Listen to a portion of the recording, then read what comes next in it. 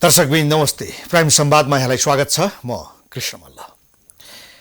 2007 साल यतादेखि नेपालको राजनीतिमा जे जस्ता अपेक्षाहरू गरिएका थिए ती केही पनि पूरा हुन सकेनन्। तीनवटा आन्दोलनहरू भए प्रजातन्त्रको लागि र ती आन्दोलनबाट यता जति पनि दलहरू आए, जति पनि राजनीतिक नेताहरू आए, तिनीहरूबाट जे अपेक्षा गरिएको थियो त्यो पनि पूरा हुन सकेन र अहिलेको राजनीतिक अवस्था झन्झन विकराल हुँदै गएको छ। विद्यमान राजनीतिक अवस्थालाई हेर्ने हो भने पनि हामी कहाँ पुग्छौँ भन्ने थाहा छैन। यो सबैको पछाडिको कारण राजनीतिक दल र तिनका नेताहरू हुन् भन्ने कुरामा कुनै शङ्का रहेन। यसो किन हुन्छ, यो किन भयो र यसको सही निकास के हुन सक्ला, आज हामी यसमा केन्द्रित हुन गइरहेका छौँ र यसको निम्ति त्रिमूल नेपालका अध्यक्ष एवं विश्लेषक भरत दाहाल हामीसँग हुनुहुन्छ। स्वागत छ यहाँलाई। हजुर, धन्यवाद। अब मैले प्रारम्भमै भने जस्तै नेपाल र नेपालीका लागि भनेर प्रजातन्त्रका लागि 7 साल हुँदै, 46 साल हुँदै, 62-63 साल हुँदै तीनवटा आन्दोलन प्रजातन्त्रका लागि भए, तर परिणाम केही पनि आउन सकेन। सबैले दोष लगाउँछन्, दलहरू खराब भए, नेताहरू खराब भए, यिनीहरूले गर्न सकेनन्। समस्याको जड वास्तवमा दल र नेताहरू नै हुन् या अरू केही चिज हो? अब यो जस्तो यहाँ धेरै मान्छेहरूको बहस मैले के सुन्छु भन्छ भने जस्तो व्यवस्था सिस्टम नराम्रो होइन, तर दल र अब त्यसलाई नेतृत्व गर्ने मान्छेहरू रूपान्तरण नहुँदा, उनीहरू नसुध्रिँदा यो सबै परिस्थिति बिग्रियो होइन, सबै नराम्रो हुँदै गयो भन्ने एक थरी मान्छेहरूको तर्क छ। धेरै पहिलेदेखि तर्क छ। उनीहरू चाहिँ यो राज्य व्यवस्था प्रणाली अथवा यसलाई निर्देशित गर्ने जो विचार हो यसको बचाउ गरेको चाहिँ धेरै सुनिन्छ। तर मलाई लाग्छ के हुन्छ भने यो एकदमै 100% गलत कुरा हो। अब दलहरू माने जुन विचारले राज्य प्रणाली चलेको छ त्यसको बाई प्रोडक्ट भनौँ होइन, अथवा त्यसको एउटा चाहिँ नराम्रो उपजको रूपमा दल र व्यक्तिले काम गरिरहेको छ, त्यसको परिणामको रूपमा। तर समस्या त्योभन्दा धेरै गहिरो छ भन्ने लाग्छ मलाई। जस्तो तपाईँले भने जस्तो 7 साल, 46 साल, 61-62 गर्दाखेरि 3 पटक ठुल्ठुला राजनीतिक आन्दोलन भए, दलीय आन्दोलन।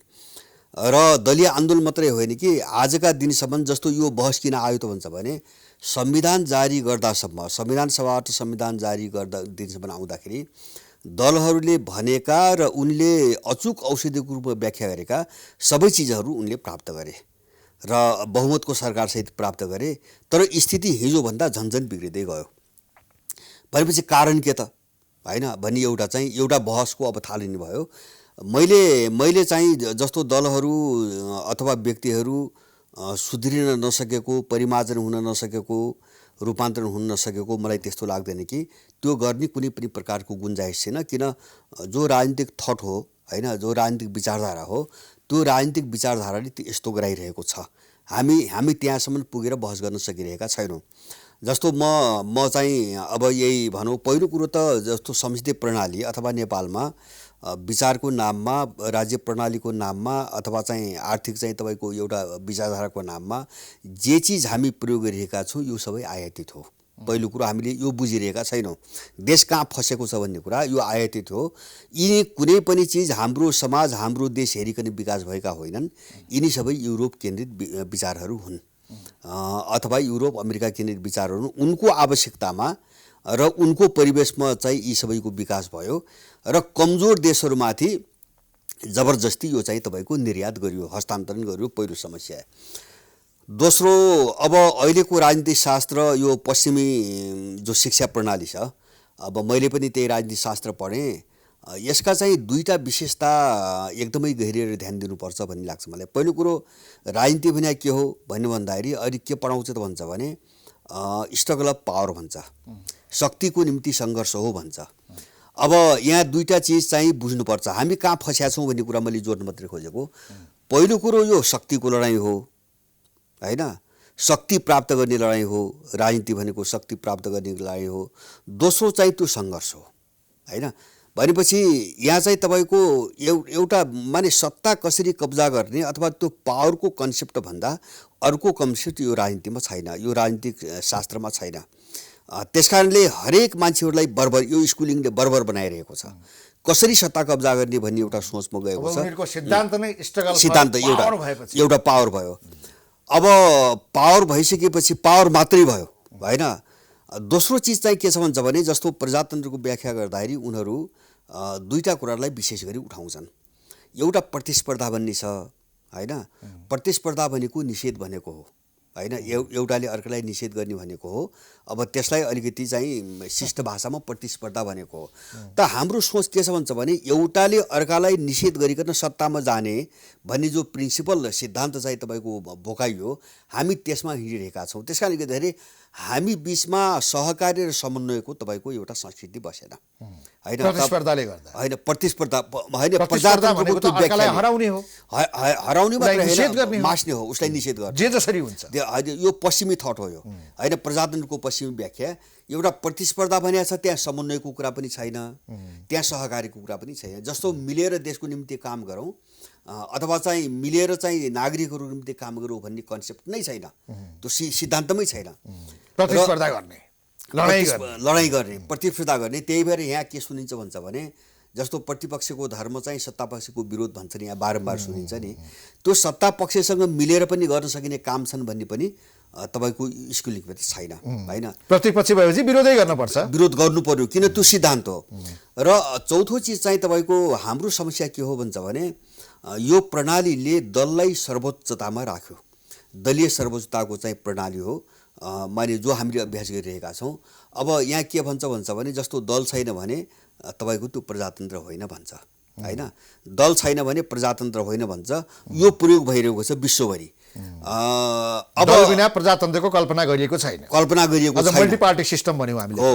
अब त्यस कारणले हामी मल्टी पार्टी सिस्टम भनेर भन्यौँ, हामी कहाँ गएनौँ त भन्छ भने प्रजातन्त्र भनेको के हो भन्ने चिजमा हामी गएनौँ। जस्तो मान्छेहरूको चाहिँ एउटा सुखी जीवन, उसको सन्तुष्टि, उसको सम्पन्नता लाई चाहिँ प्रजातन्त्र अथवा उसले चाहिँ आफ्नो गतिविधि गर्न, बोल्न, लेख्न, पढ्न सबै पाउने जो अधिकार हो, सुविधा हो, त्यो समग्रतामा प्रजातन्त्र हो भन्नेमा हामी गएनौँ। प्रजातन्त्र भनेको दल खोल्ने, चुनाव लड्ने, सत्ता कब्जा गर्ने र पावरको लडाइँ हो भन्नेमा गयौँ। यो सबै चिजले चाहिँ हामीलाई फसायो। त्यसैले गर्दाखेरि हाम्रो आफ्नो पन नहुँदाखेरि पनि हामी फस्यौँ र अब जे बोक्यौँ यो अत्यन्तै हानिकारक र विनाशकारी चिज हामीले बोक्यौँ। त्यही भएर मलाई के लाग्छ भन्छ भने यो प्रजातन्त्र हानिकारक चिज भयो हो, यो जो प्रचलनमा छ। मैले भन्छु नि, किन प्रजातन्त्रको सुन्नुहोस् न, प्रजातन्त्रको चाहिँ सार्वभौम व्याख्या हुँदैन हैन। जस्तो तपाईँ हामी अब जस्तै यो लादिरहेका छन्, उनीहरू के भन्छ भने संसारका सबै देश फरक छन्, विशिष्ट छन्, समाजका सबै समाज फरक छन्, विशिष्ट छन्, समाजका सबै संस्कृति फरक छन्, विशिष्ट छन्, समाजका सबै संसारका सबै प्रकारका सम्बन्धहरू आफ्नो ठाउँमा फरक छन्, विशिष्ट छन्। जब सबै फरक छन्, विशिष्ट छन् भने माने व्यवस्था प्रणाली एउटै कसरी हुन्छ?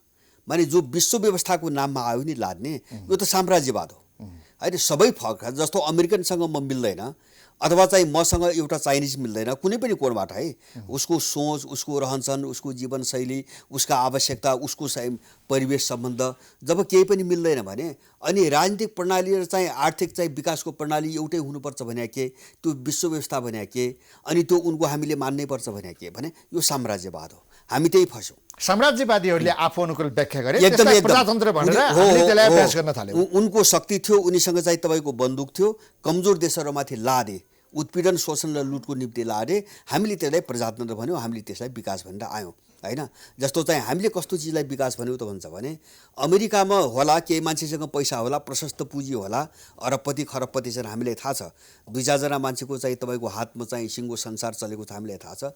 जुन देशमा चाहिँ मान्छे विक्षिप्त भएर, दुखी भएर, अशान्त भएर हैन, दिनको चाहिँ दर्जन मानिस गोलीले भटाभट मारिरहेको छ हैन, त्यस्तो चाहिँ तपाईँको एउटा चाहिँ एउटा अमानवीय चाहिँ परिवेश भएको एउटा सिस्टमलाई हामीले चाहिँ तपाईँको प्रजातन्त्र भनिरहेका छौँ, जहाँ मान्छे सुखी छैन भनौँ न, सन्तुष्टि छैन, विक्षिप्तता छ। तर यो व्यवस्थामा त जनताहरू आफै सहभागी हुने, आफ्नै आफ्ना प्रतिनिधिहरू चुन्ने, आफ्नो बोल्न लेख्न पाउने अधिकार हुने, विरोध गर्न पाउने हैन, यो सबै चिज त यसमा सुरक्षित छ नि। हो, मैले भने समस्या त्यही हो, त्यसलाई मात्रै प्रजातन्त्र भन्यो। मैले उठाएकै त्यो हो। जस्तो बोल्ने हैन, जस्तो बोल्ने अथवा चाहिँ तपाईँको दल खोल्ने, भोट हाल्ने अथवा चाहिँ कोही सत्तामा जाने, यसलाई मात्रै प्रजातन्त्र भन्यो। समस्या यही हो हाम्रो। किन भन्छ भने पश्चिमाहरूले जे सिकाए नि, हामीले के भन्छ भने तपाईँ हामीलाई यति बेला हामीलाई बोल्ने अधिकारको खाँचो हो कि पहिले चाहिँ खाने अधिकारको खाँचो हो?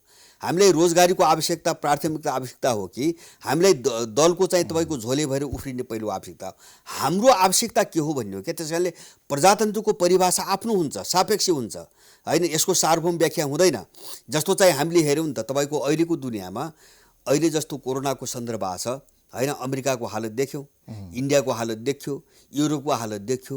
अब आम मान्छेहरूको निम्ति त्यो व्यवस्था राम्रो कि जो यसबाट प्रजादित भएर आफ्नो जीवन चाहिँ बर्बाद भइरहेको छ, अब उनको निम्ति यो सिस्टम ठिक चाहिँ तपाईँको चिनिया सिस्टम ठिक, जहाँ नागरिक सुरक्षित छ होइन, सबैभन्दा ठुलो कुरो खान पाउनु पर्यो, लाउन पाउनु पर्यो, बस्न पाउनु पर्यो र मान्छे सन्तुष्ट हुनु पर्यो होइन। ऊ जसरी त्यसपछिका कुराहरू हुने हो, बाँकी त्यसपछिका कुराहरू हुन् होइन। मान्छे सन्तुष्टि त हुनु पर्यो, मानसिक रूपमा मान्छे सुखी हुनु पर्यो, सन्तुष्ट हुनु पर्यो, उसलाई कुनै पनि प्रकारको तनाव हुन भएन।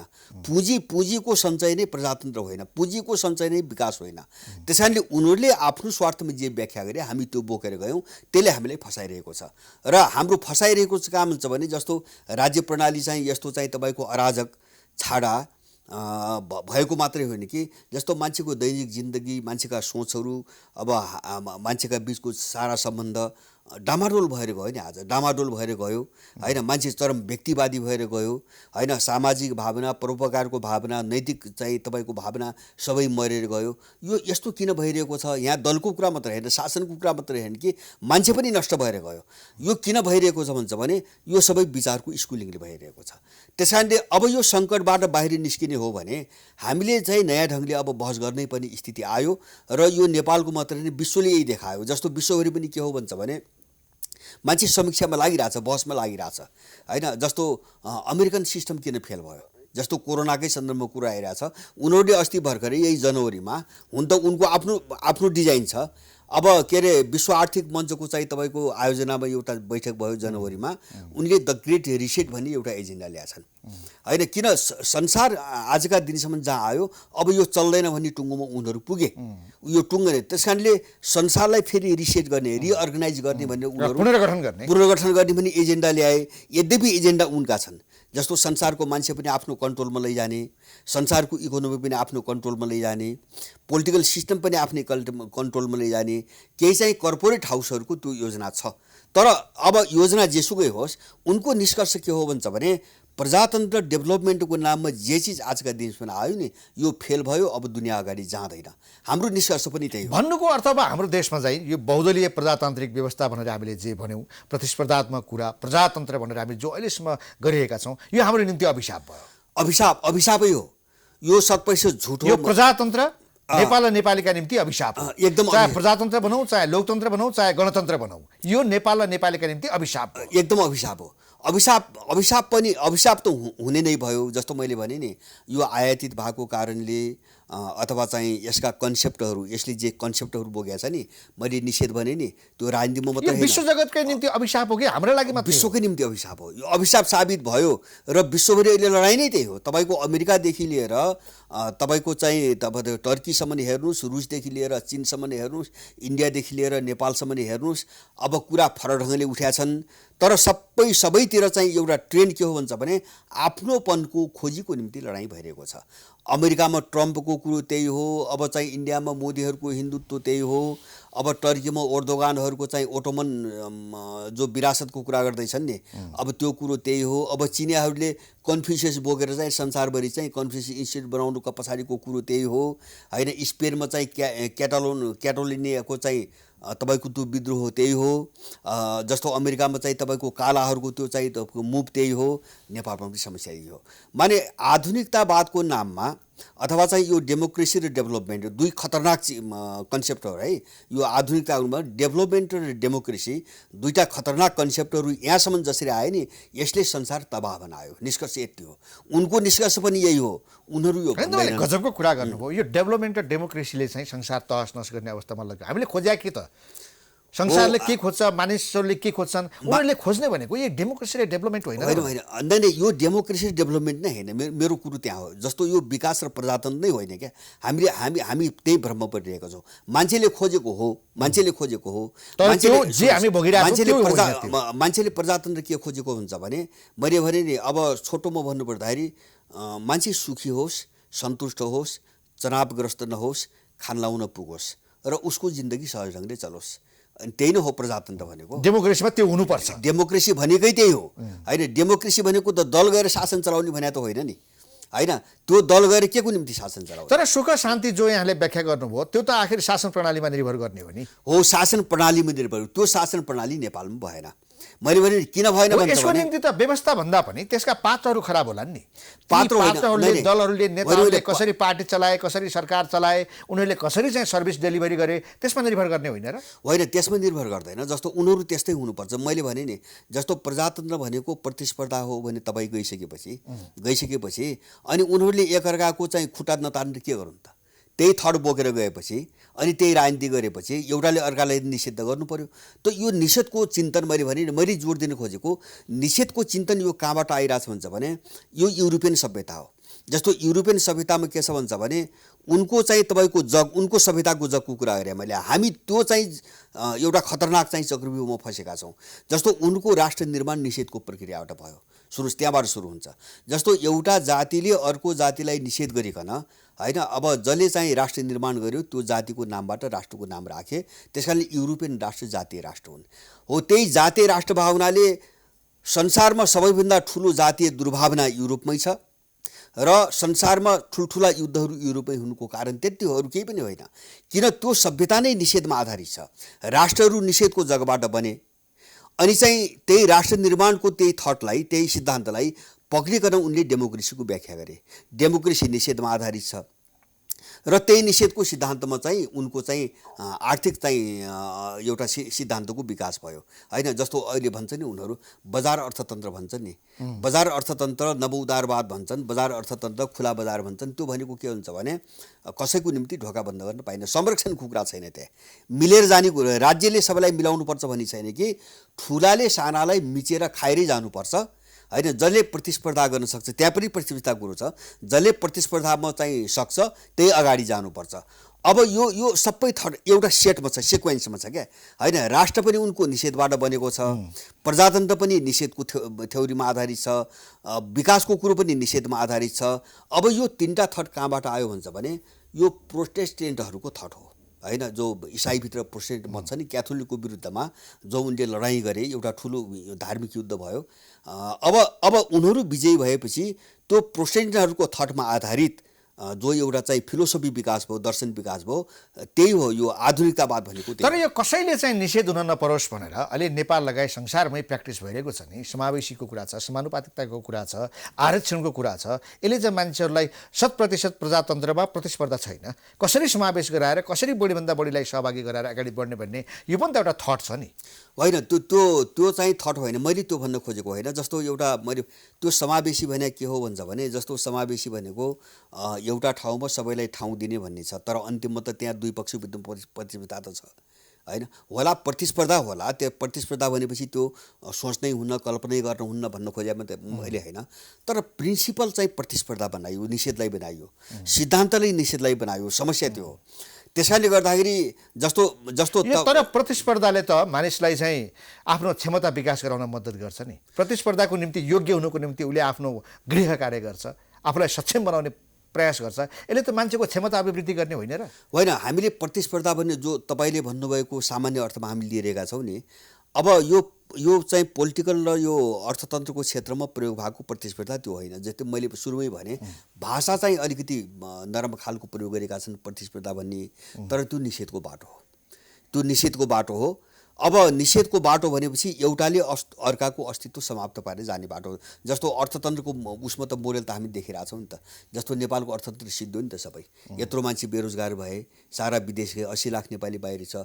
यो स्थिति कहाँबाट आयो भन्छ भने 48 सालमा जब बजार अर्थतन्त्र भन्ने काङ्ग्रेसले ल्यायो नि, त्यसले उत्पन्न गरेको परिस्थिति हो। अनि चाहिँ तपाईँको जस्तो माओवादी युद्ध अथवा चाहिँ विभिन्न खालका विग्रहहरू द्वन्द्वहरू हिंसाहरू जो भइरहेछन् नेपालमा नि निरन्तर रूपमा यो के हो भन्छ भने त्यो डेमोक्रेसीलाई व्याख्या गर्ने त्यो प्रिन्सिपलमा आधारित चाहिँ तपाईँको उसको चाहिँ दुष्परिणाम भयो। त्यसकारणले गर्दाखेरि अब उनीहरू चाहिँ मैले भने यहाँ मात्रै नेपालमा मात्रै होइन, जस्तो युरोप संसारको सबै समस्याको जड युरोप र अमेरिका छ। दुईटा विश्वयुद्धहरू त्यही भए।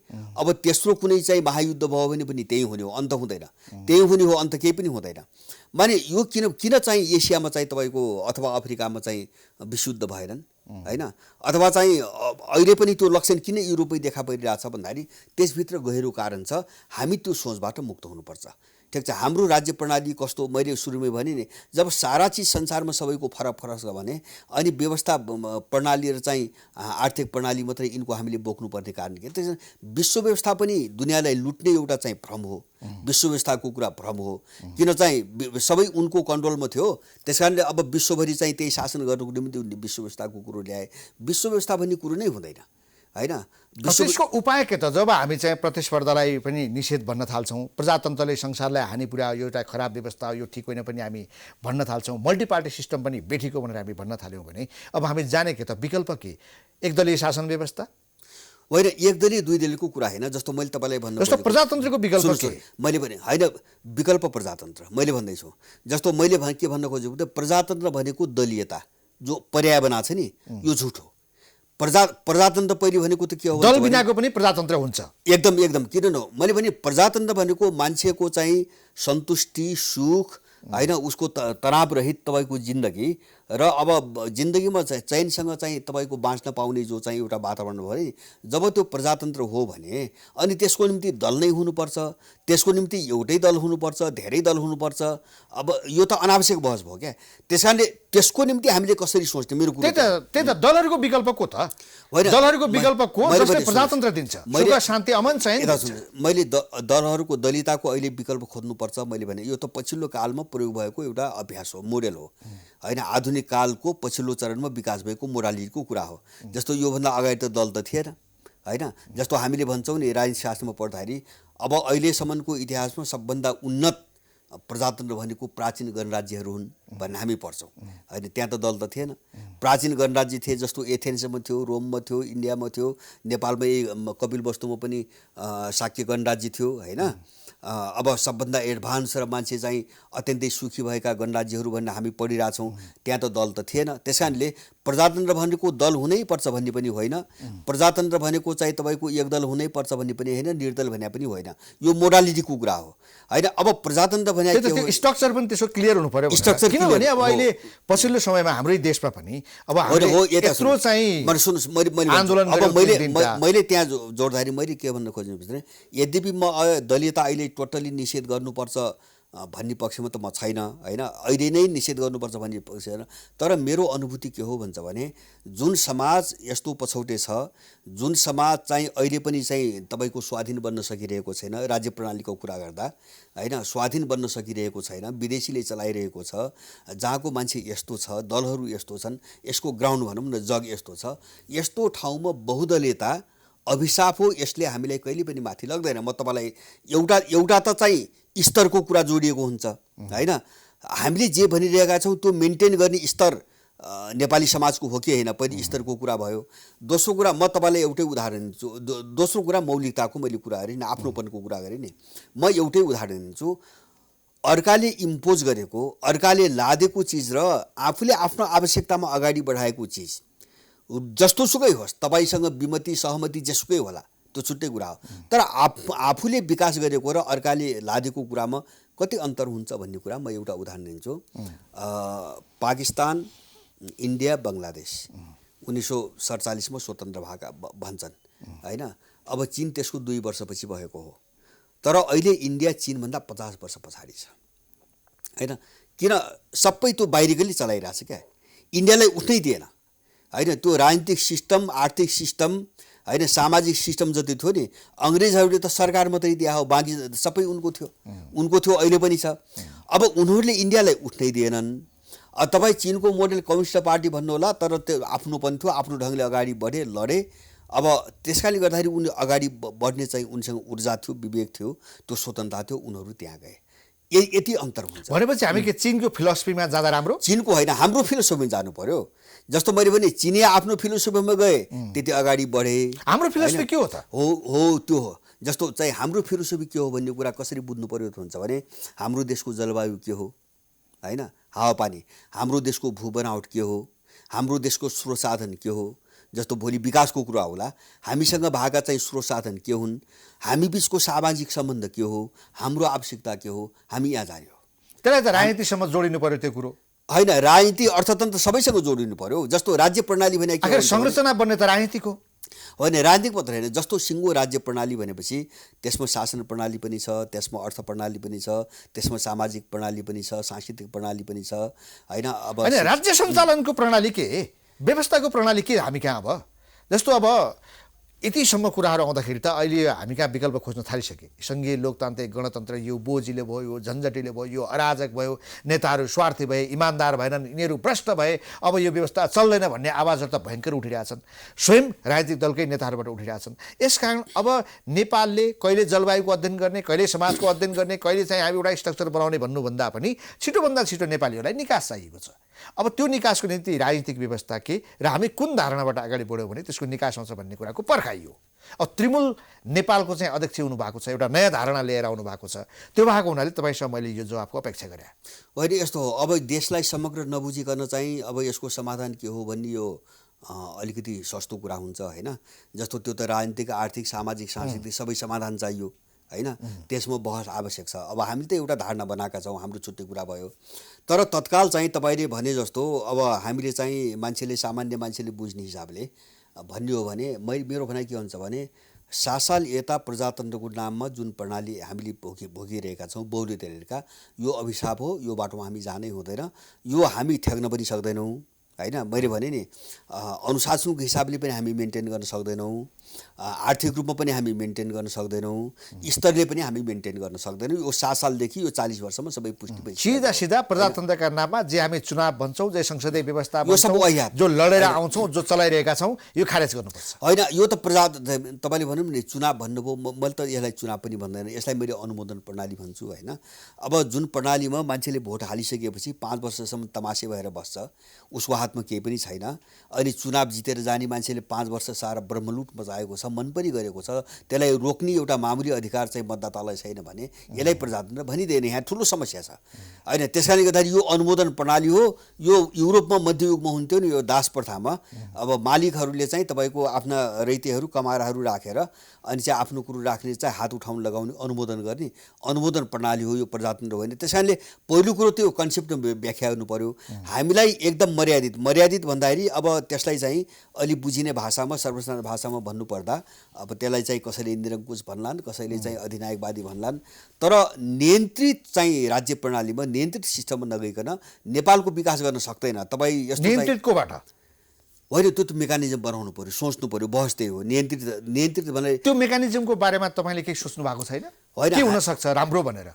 हामीले त जस्तो एउटा अब त्यो ढङ्गले सहमति चाहिँ अब सबैको बिचमा हुन सम्भव मैले देख्दिनँ। जस्तो जुन स्कुलिङमा मान्छेहरू आएका छन्, जस्तो अहिलेका दलहरू भनौँ न, जुन सोचमा आएका छन्, जुन विचार बोकेर आएका छन्, उनीहरू देश बनाउनुको निम्ति नियन्त्रित प्रणाली, अनुशासित प्रणाली, होइन, अलिकति सभ्य खालको प्रणाली, आर्थिक रूपमा पनि देश उभो लाग्ने प्रणाली, होइन। जस्तो चाहिँ तपाईँको के अरे चाहिँ मैले भने नि हाम्रा स्रोत साधन, हाम्रो रिसोर्स के हो, हाम्रो जनशक्ति के हो, हामीसँग भएको पुँजी कति हो, हामीले त विकासको मोडेल त त्यो अनुसार बनाउनु पर्यो, होइन। तपाईँ के देख्नुहुन्छ यहाँ चाहिँ तपाईँको अन्तर्राष्ट्रिय एयरपोर्ट रे, रेल रे, पानी जहाज रे, होइन, के मतलब छ त्यो? नेपाली जनतासँग के मतलब छ त्यो कुराको? त्यस कारणले हाम्रो यति बेलाको आवश्यकता के हो भन्ने कुरामा हामी जानु पर्यो। त्यसको निम्ति धेरै उपाय छन्, हामीले त्यो सोच पनि बनाएका छौँ। त्यस कारणले गर्दाखेरि यो प्रणालीको अन्त्य हुनैपर्छ। जस्तो यो नियन्त्रित प्रणाली र यो प्रणालीको अन्त्यको निम्ति सेना, पूर्व राजा, राजनीतिक संरचनाको कुराकानी गर्दा अथवा त्योभन्दा बाहेकको कुनै मोडेल होइन, त्यो जस्तो शक्ति हुन्छन्। राजा पनि एउटा चाहिँ तपाईँको एउटा राज संस्था पनि एउटा विकल्प हो। अब त्यहीसँग जनशक्ति पनि छ, राज संस्था मात्रै त होइन त, हामी पनि त छौँ नि। हामी जस्ता मान्छेहरू छौँ, हामी जस्ता मान्छे लाखौँ छन्, होइन। यस्तो चाहिँ सोच राख्ने, विचार राख्ने मान्छे छन्, सिएनआई छ। अब देश हो, देश बनाउनुपर्छ भन्ने सोच सबैमा छ भने नयाँ ढङ्गले सोच्नु पर्यो, होइन किन हेर्नु पनि त 40 वर्षमा 40 वर्षको अभ्यासले देशलाई कहाँ पुग्यो भने त हेर्नु पर्यो। अब त्यसैले गर्दा अब यो हेर्ने हो, सिक्न कोसिस गर्ने हो भने यसको विकल्प के हो त्यहाँ जानु पर्यो, यसको विकल्प के हो त्यहाँ जानु पर्यो। अब जस्तो संहिता मैले भने नि सबै चिज अर्काको इन्ट्रेस्टमा आएको छ होइन, मौलिकता पनि छैन, रणनीतिक हिसाबले इन्ट्रेस्ट पनि अर्काको इन्ट्रेस्टबाट आयो। तर नियन्त्रित प्रणालीमा जाँदाखेरि एउटा उदाहरण सेनाको होइन, रूपमा मैले माग्दाखेरि नियन्त्रित- कहीँ कतै म्यानमार हुन्छ कि भन्ने चिन्ता। होइन, नियन्त्रित भन्नाले त्यो नकारात्मक अर्थमा बुझ्नु हुँदैन। मैले नियन्त्रित भनेको अनुशासित भन्न खोजेको हो। बल प्रयोग गरेर कसैको मुख बन्द गर्नुपर्छ भन्ने अर्थमा मैले नियन्त्रित भनेको होइन। अनुशासित प्रणाली हुनु पर्यो जहाँ मान्छे के हुनु पर्ने हुन्छ भने कर्तव्य बोध सहितको मान्छे हुनु पर्यो के नागरिक पनि। त्यसलाई त कानुनले बाटोमा ल्याउने होइन र? ल्याउँदैन, यो कानुन र संविधानले ल्याउँदैन। मैले भने नि, मैले एउटा उदाहरण दिउँ, जस्तो केपीजी अहिले चाहिँ प्रधानमन्त्री हुनुहुन्छ। केपीजी एउटा मेकानिजमभित्र बसेर काम गर्नुभएको छ। केपीजी चाहिँ स्वतन्त्र ढङ्गले काम त गर्नुभएको छैन। अब त्यो मेकानिजम कुनै सिस्टमभित्र चाहिँ बसिरहेको छ होइन। केपीजीले चलाइरहेको मेकानिजम भन्दा माथि सिस्टम छ। अब त्यो सिस्टमलाई कुनै प्रिन्सिपलले थटले चलाइरहेको छ। मैले भने नि पश्चिमी थट जो मैले भने नि डेमोक्रेसी र डेभलपमेन्टको जो व्याख्या हुन्छ नि, अनि त्यो थटभन्दा चाहिँ तल के छ भन्छ भने अब त्यो चिन्तन प्रणाली भन्छ नि, एउटा दर्शन भन्छ नि, अब त्यसले काम गरेर अब त्यहाँ त्यहाँ त्यहाँ त्यो ड्रग्स भने जब चिज सबै खराब छ, हाम्रो केही पनि छैन, विनाशकारी छ भने अनि तपाईँ केपीले चाहिँ गरेन र चाहिँ माओवादीले गरेन भन्ने कुरो कहाँबाट आयो भन्छ क्या। यिनले त गर्दैन भन्ने बुझेकै कुरो त्यही हो। त्यस कारणले जस्तो तपाईँको माओवादी 10 वर्ष त्यत्रो युद्ध गरे, माओवादीको हविगत देखेन। अनि चाहिँ तपाईँको 7 सालमा त्यत्रो लडेर चाहिँ प्रजातन्त्र ल्याएको रे काङ्ग्रेसको, उसै बेला काङ्ग्रेसको अनुहार देखेको होइन होइन। 9 सालमै भारतीय सेना ल्याइदियो नि त सैनिक मिसन भनेर होइन, सारा भटाभटी इन्डियालाई नागरिक। अब अन्त्यमा अहिलेको यो राजनीतिक परिस्थिति हेर्दाखेरि नेपालको के हुन्छ भन्ने नै थाहा छैन। अब यो कहाँ गएर टुङ्गिएला छोटकरीमा? यो विसर्जन हुन्छ, यो विसर्जन हुन्छ, यो अगाडि जाँदैन। मैले भने नि यो ग्लोबल ट्रेन्ड हो, नेपालको मात्र होइन। यसको आयु सकियो, यसको अन्त्य हुँदैछ, यो समापन हुँदैछ। तर अब त्यो यो समापन भन्नुको अर्थ गणतन्त्र संविधान समाप्त हुँदैछ होइन, त्यो मात्र होइन, संसदीय प्रणालीले जान्छ। अब यो रहँदैन, यो टिक्दैन, यो संसारभरि पनि टिक्दैन। यो जो मोरालिटी प्रयोग भयो नि, जस्तो अहिले नै बहस भइसकेको छ सिस्टम कुन ठिक भन्ने। अहिले यही कोरोनाकै सन्दर्भ लिएर अमेरिकी सिस्टम ठिक कि चाइनिज सिस्टम ठिक कि ब्रिटिस कि रसियन सिस्टम ठिक भनेर संसारभरि यत्रो बहस सुरु भइसक्यो। उनीहरू आफै बहस सुरु गरिसके। यो बहस नेपालमा पनि सुरु भइसकेको छ। त्यस कारण यो विसर्जनमा जान्छ।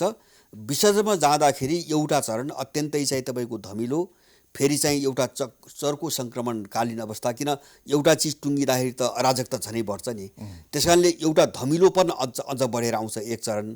त्यसपछि यो थेग्रिन्छ। त्यो थेग्रिन्छ कसरी भन्छ भने अहिलेसम्म हामीले जे भोग्यौँ यसको टोटल्ली समापन हुने हिसाबले यो थेग्रिन्छ। त्योभन्दा अर्को विकल्प चाहिँ मैले जान्दैन। संसदीय प्रणाली र यसलाई निर्देशित गर्ने जो विचारलाई हामीले प्रजातन्त्र भन्यौँ नि, यसको अन्तिम चरण चाहिँ तपाईँको सुरु भएको छ। अब हामी यसको विकल्प के हो भने अब हामी बहसमा त्यहाँ जानुपर्छ।